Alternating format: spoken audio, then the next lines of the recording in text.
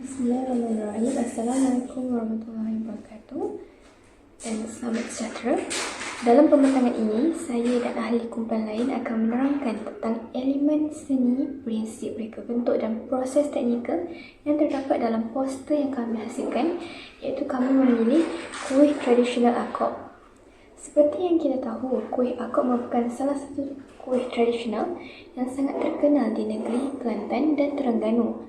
Akop merupakan warisan makanan tradisional Melayu yang telah diwarisi turun-temurun sejak dahulu lagi.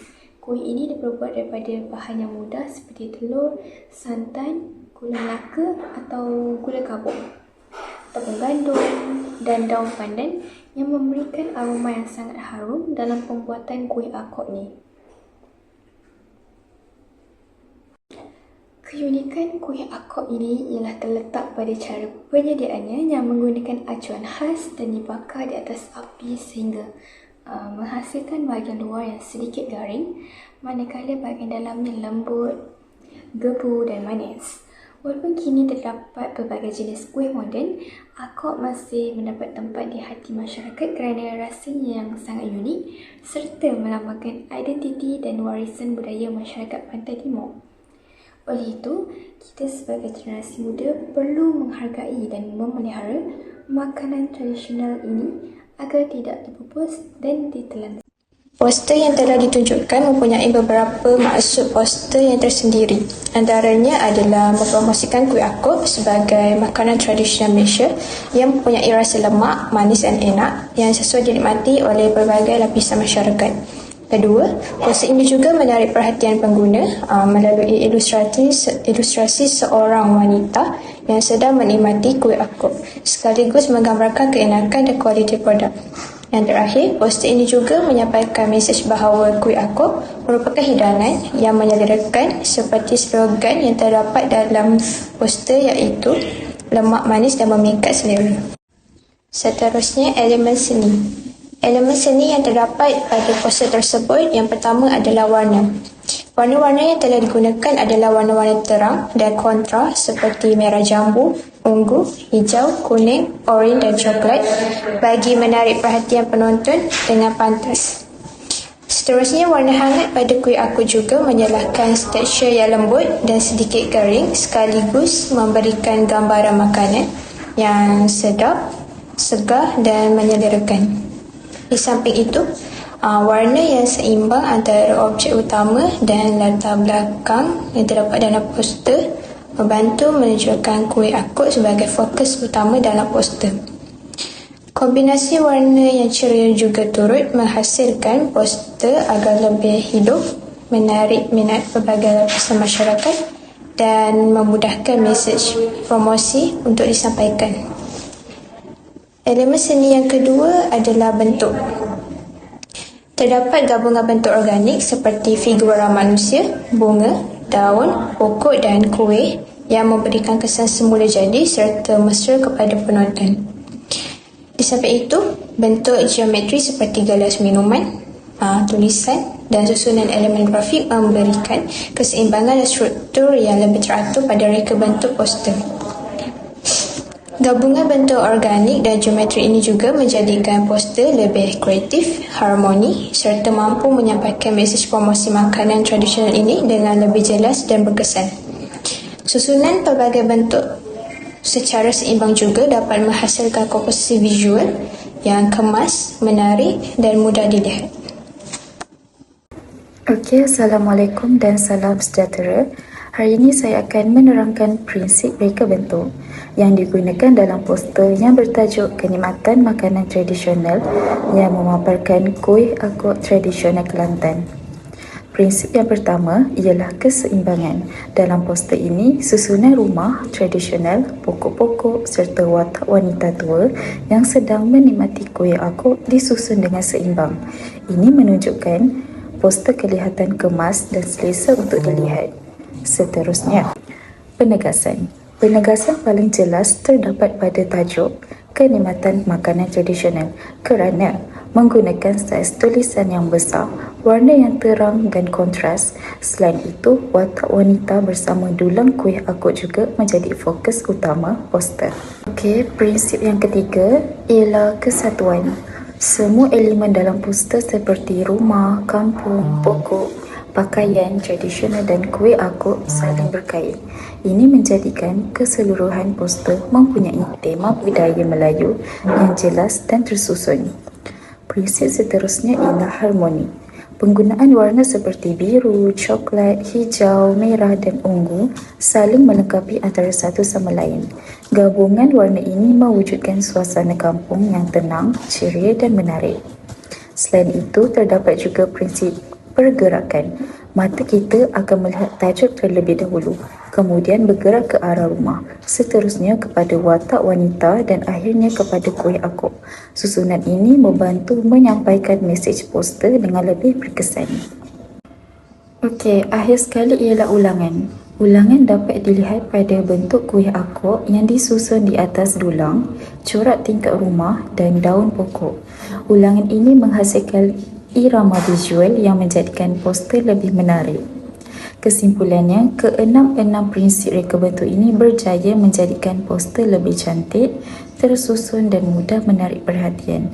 Pada masa yang sama, poster ini dapat menyampaikan mesej tentang keunikan dan kenikmatan kuih akut sebagai salah satu makanan tradisional yang menjadi kebanggaan negeri Kelantan. Sekian, terima kasih. Seterusnya, saya akan menjelaskan tentang proses teknikal yang telah dilakukan dalam poster di sebelah, iaitu kuih akut. Saya mengedit poster tersebut menggunakan Adobe Photoshop. Bagi langkah pertama, kedudukan lakar yang disusun menggunakan move tool yang terdapat pada panel alat di sebelah kiri. Kedudukan yang tepat membantu menghasilkan komposisi poster yang seimbang dan menarik. Selain itu, lapisan baru diwujudkan melalui panel layers untuk memudahkan proses suntingan pada masa akan datang. Setiap elemen akan diasingkan mengikut lapisan masing-masing supaya pengubahsuaian dapat dilakukan tanpa menjejaskan bahagian lain. Langkah kedua pula adalah selepas lakaran asas disediakan, proses pewarnaan dimulakan pada watak utama yang terdapat dalam poster. Bahagian tudung, muka dan tangan dipilih sebagai fokus utama kerana elemen ini menjadi tarikan utama kepada poster yang dihasilkan. Pemilihan warna dilakukan melalui color picker bagi mendapatkan tona warna yang bersesuaian.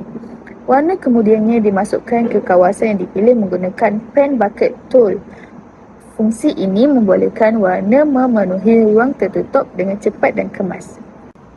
Langkah seterusnya adalah bahagian kuih akut serta minuman dipilih dengan teliti menggunakan lasso tool bagi memastikan sempadan objek dapat dikenal pasti dengan tepat. Selepas pemilihan dibuat, warna dimasukkan menggunakan fungsi fill untuk menghasilkan warna yang sekata pada setiap objek. Warna perang keemasan digunakan pada kuih akut bagi menggambarkan keadaan kuih yang telah dibakar. Langkah keempat adalah pada bahagian ini, proses pewarnaan diteruskan pada dulang, pinggan dan peralatan hidangan yang terdapat dalam poster. Objek-objek ini memainkan peranan penting dalam menyokong tema makanan tradisional yang ingin diketengahkan.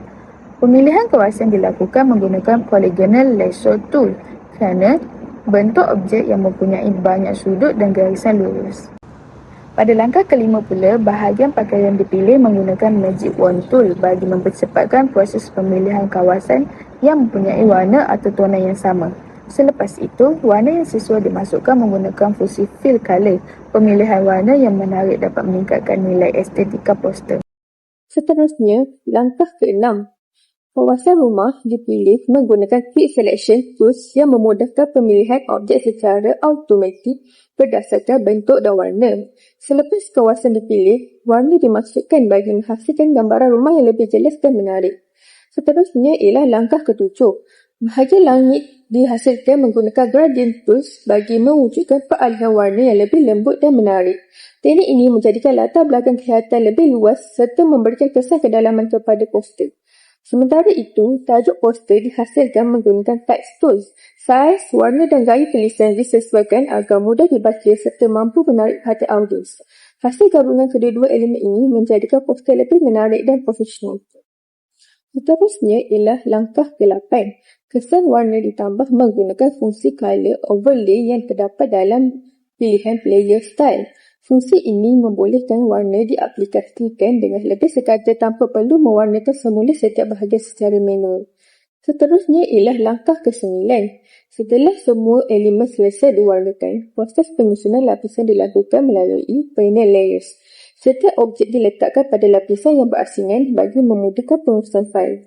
Lapisan-lapisan tersebut dinamakan mengikut fungsi atau objek masing-masing supaya mudah dikenal pasti. Langkah ini membantu pengguna melakukan pengubahsaian dengan lebih cepat. Langkah terakhir ialah langkah ke-10. Fungsi zoom tools digunakan untuk melihat setiap bahagian poster dengan lebih jelas. Seterusnya, pelarasan akhir dibuat menggunakan fungsi adjustment bagi memastikan kecerahan dan keseimbangan warna berada pada tahap yang memuaskan.